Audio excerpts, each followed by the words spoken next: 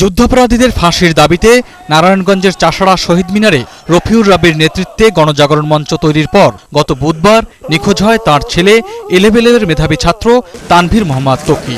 ওই দিন বাসা থেকে বের হওয়ার পর আর ঘরে ফেরেনি সে। অনেক খোঁজাখুঁজির পরও তকির সন্ধান পায়নি তার স্বজনরা। এর দুদিন পর লাশ উদ্ধারের খবরে বাকরুদ্ধ তকির বাবা মা ও স্বজনরা।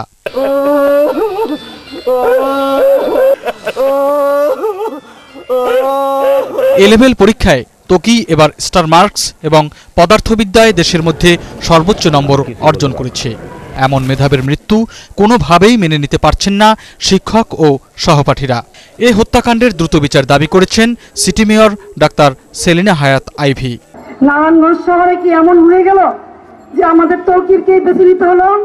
আল্লাহ আমাদের বহন করতে হবে। তো আমি প্রশাসনের কাছে এইটুকু অন্তত চাই যে আমরা তৌকিরের খুনিকে চিহ্নিত করতে চাই।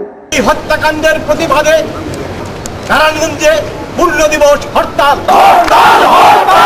শহরের উপরে কোনো রকম যানবাহন চলবে না, কোনো দোকানপাট খুলবে না, এমনকি কোনো গার্মেন্টস ফ্যাক্টরিও শহরে চলবে না। যুদ্ধাপরাধীদের বিচার ও নারায়ণগঞ্জের বাস ভাড়া কমানো সহ বিভিন্ন গণদাবির আন্দোলনে নেতৃত্ব দিয়ে আসছিলেন তকির বাবা রফিউর রাব্বি। এটাই তকির মৃত্যুর কারণ হতে পারে বলে আশঙ্কা করছে পুলিশ। তো লাস্টের দিকে প্রাথমিকভাবে আমাদের কাছে যা মনে হয়েছে তাতে হত্যাকাণ্ডই মনে হয়েছে, যে তাকে কোনোভাবে শ্বাসরোধ করে মারা হয়েছে। হয় এখানেই মারা হয়েছে অথবা অন্য কোথাও থেকে মেরে তাকে এখানে লাশটা ডিসপোজাল করা হয়েছে। অবিলম্বে তকি হত্যার রহস্য উদ্ঘাটন করে দোষীদের দৃষ্টান্তমূলক শাস্তি এবং তার পরিবারের নিরাপত্তা চেয়ে শহরে মশাল নিয়ে বিক্ষোভ করেছে এলাকাবাসী। Bureau report, ATN Bangla.